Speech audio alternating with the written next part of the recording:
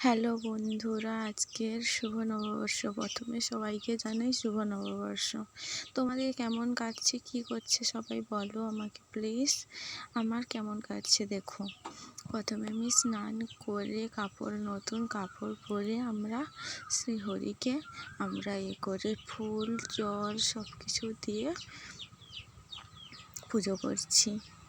আমাদের বাড়িতে আরও নতুন হরি ঠাকুর এবং মনসা ঠাকুরের উপরে নতুন ভাঁড় লাগানো হয়।